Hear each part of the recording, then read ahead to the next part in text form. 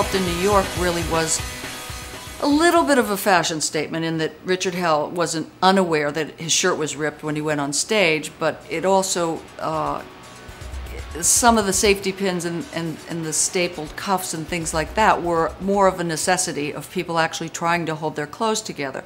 I mean, I had heard that some girlfriend ripped up his clothes and that he just sort of stapled them together to get out of the house that night, but Richard told me that he actually had thought of that idea about deconstructing the clothes, by taking them apart and just safety pinning them back together. Richard conceived of sort of having a look where, you know, you were just a street urchin, you know, trying to survive. And Malcolm McLaren was in town. Richard kind of walked in wearing these clothes safety pinned together, and Malcolm was totally taken by that idea of like anti-fashion, like not making the clothes like perfectly well made, but in fact taking them and cutting them apart and just sort of putting them back together haphazardly and, you know, kind of mixed up a little bit. The original punk look that Malcolm brought from New York and sort of took a bit of this and a bit of that was the safety pins, the ripped clothes, the this and that. And he stylized that. He not mass-produced it, but he produced it so you could go into his shop and buy like a shirt that already had safety pins. Safety pins. As far as I know, Johnny Rotten was the first person to do that. He put safety pins himself, so he totally gets the credit for that as far as I know. The punk look, I think a whole lot of it came from John. You know, the early Johnny Rotten photo we always saw was his homemade t-shirt with "I hate" with a Pink Floyd shirt. I don't have any heroes. They're all useless. From day one, he wrote slogans. He had Paul Cook had a horrible lime green Pink Floyd t-shirt, which John borrowed and promptly wrote, "I hate." Like, I used to dress like Sid Vicious. I actually had a swastika shirt.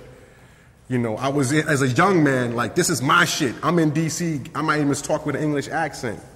People were wearing swastikas, and these Bromley or whatever, and I thought, I can't wear it, I'm Jewish. And after what they did, and although the people that were wearing them weren't anti-Semitic, but I thought, well, why are they doing it? It's like this rebel emblem. It doesn't mean you believe in it. So I started playing around with swastikas, and I created these fluorescent swastikas.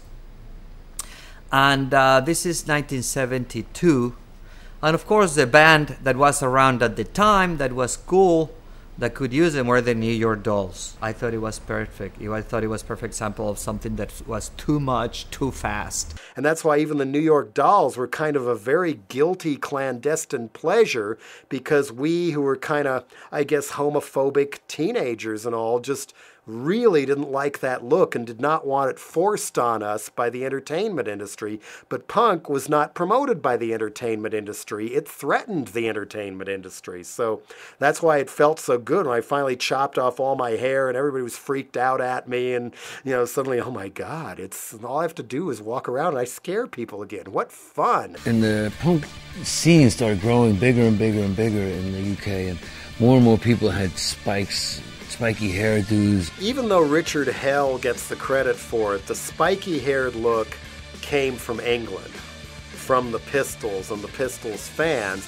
Like in New York, there was a couple of people maybe, you know, in kind of a grungy look, but they didn't take the fashion to that extent. I mean, they might put safety pins to hold some of their clothes together, but they certainly didn't start sticking it through their face. You know what I mean? Like, you didn't have to hold your face together, you know? I think the reason this caught on was it was cheap.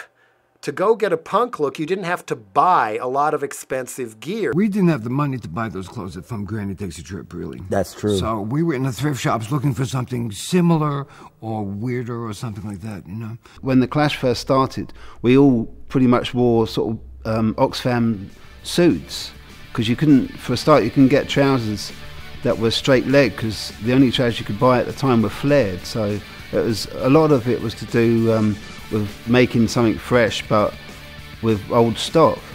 As I say about the Rauschenberg, you know, he used to insert photographs, and in some of our early clothes, it was like Jackson Pollock paint on the clothes, and a photograph, like an early photo of the Wailers, sort of fixed into a pocket or zips, or so You know, those were sort of strong influences. I began spray painting my clothes, and at one point had a disaster on the stove with some chorizo sausage that melted into all this orange grease with occasional bits of sausage on it.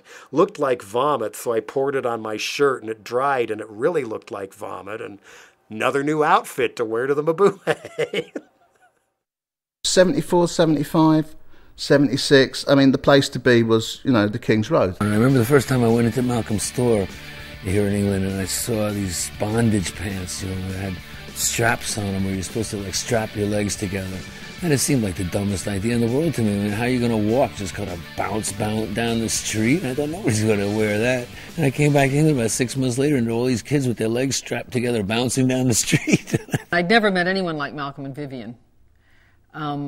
Because they looked so fucking bizarre for a start. But great, I really looked up to them, and I admire them a lot. Probably because I didn't really know what they were talking about. I remember walking into Sex and wanting some brothel creepers, and I was approached by Vivian, who said, "Yes, Sonny, can I help you?" And I just sort of stared at her. I'd never seen anyone who looked like this ever before in my life. She had just this white hair that just stuck out all over the place, and purple eyebrows drawn on, and white shirt, and like kind of big leather pegs on, and purple winkle pickers. I just stared at her, and I just suddenly, I mean, and I just went to the shop, and I just sort of thought, I want to be part of this shop. I want to be one of these people. There was this great T-shirt that Malcolm and Bernie hatched the idea of, and it was called, "You're going to wake up one day and realise which side of the bed you've been sleeping on." What I thought was interesting was the first time we'd ever seen T-shirts that were actually making a statement. It wasn't just like drink Pepsi-Cola or yes. And it was like a diagonal, and one side was a list of names who were construed to be bad, and the other side was a list of names which were construed to be happening. It was just split into two halves. One was, I guess, was what they liked, and one was what they didn't like. But because of the strange and twisted slant on the London scene at that particular time, it weren't necessarily that straightforward who was it and who was not it. I think Mick Jagger came into the shop once, and, you know, Mick Jagger, "Oh, I'm on the wrong side, that's not right, is it?" You know, you kind of had to be within some inner sanctum of an inner sanctum. I kind of like that. I kind of like that T-shirt, because it was also, for the first time, there was someone who was stating it, yes, there is an us and them, and that's them, and this is us. Later, when punk was so codified that it seemed like it was the course of lemmings ready to run off a cliff, and everybody was exactly the same, and they wanted to dress the same. It was just a fashion cult. Disenfranchised people who didn't seem to fit in, rather than wanting to go off and invent themselves and be themselves, would rather join with other disenfranchised and be all the same. After the Bill Grundy show, then it became uniforms. Oh, I put my punk rock uniform on, I'm going to be a punk now. And just got... It's like anything else, though. You know, some things start...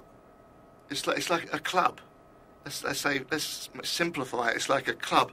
It'll be happening for about a month, then all the mugs will show up and ruin it. So the ideology follows on from being the fashion victim, not the other way around, generally. Because I say to you, if people were genuinely out of work, had no money, and were doing this anti-cult, that doesn't start down King's Road, Chelsea, where all the fashion victims are. It wasn't like there was no set of rules. It became a very strict set of rules. At that point, we certainly didn't want to be called punk.